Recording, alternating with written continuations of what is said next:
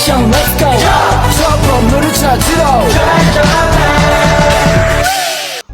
Kita hidup di era di mana krisis di satu belahan dunia bisa menjadi masalah di dapur kita sendiri. Globalisasi membuat ekonomi antar negara saling terkoneksi. Pertanyaannya, apakah keterbukaan ini membuat kita semua kaya atau justru membuat kita semakin rapuh? Apa itu ekonomi terbuka? Secara teoritis, ekonomi terbuka berarti kita terlibat dalam perdagangan internasional dan aliran modal. Dalam persamaan makroekonomi, output kita bukan lagi soal konsumsi domestik saja, tetapi juga selisih antar ekspor dan impor. Di sini, daya saing adalah kunci. Peluang di era globalisasi. Globalisasi bukan musuh. Ia membawa peluang besar, akses pasar ke miliaran penduduk dunia. Masuknya investasi asing yang menciptakan lapangan kerja, hingga transfer teknologi yang mempercepat modernisasi industri kita. Namun, ada harga yang harus dibayar.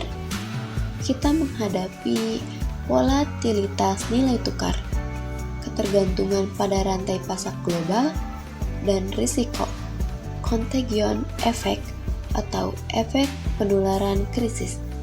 Jika kita tidak siap, kita hanya akan menjadi pasar bagi produk bangsa lain. Tantangan dan risiko eksternal. Yang pertama, ada volatilitas harga komoditas global.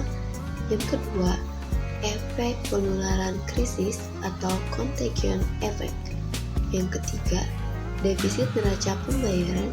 Yang keempat, ketergantungan pada modal asing jangka pendek atau hot money. Studi kasus krisis energi dan pangan global.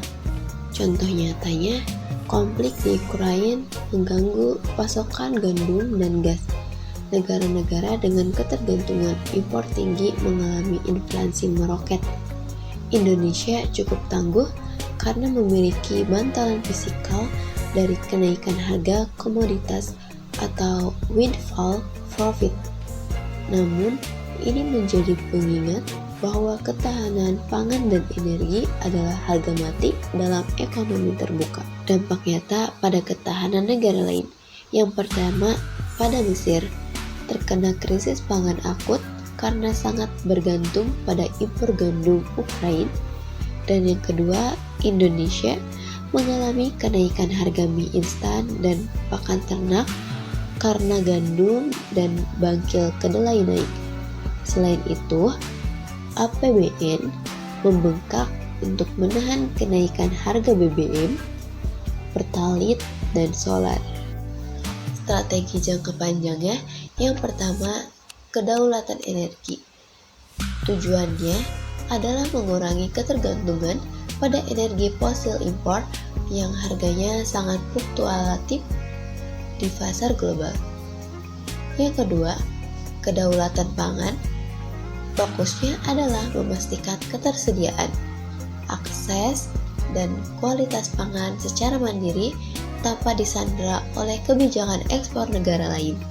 Upaya untuk menyikapi globalisasi secara sehat yaitu melalui sikap selektif, terbuka, dan tetap menjunjung nilai lokal menjadi cara agar masyarakat tidak hanyut dalam pengaruh negatif dari globalisasi itu sendiri.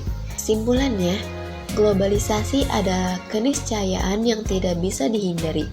Ketahanan ekonomi di era globalisasi tidak dicapai dengan membangun tembok proteksionisme yang kaku, melainkan dengan membangun fondasi domestik yang kompetitif dan tangkas. Kita harus mampu memanfaatkan akses pasar dunia dan teknologi global, namun di saat yang sama tetap memperkuat kemandirian industri dan stabilitas internal agar tidak mudah goyah oleh badai eksternal. 저 건물을 찾으러.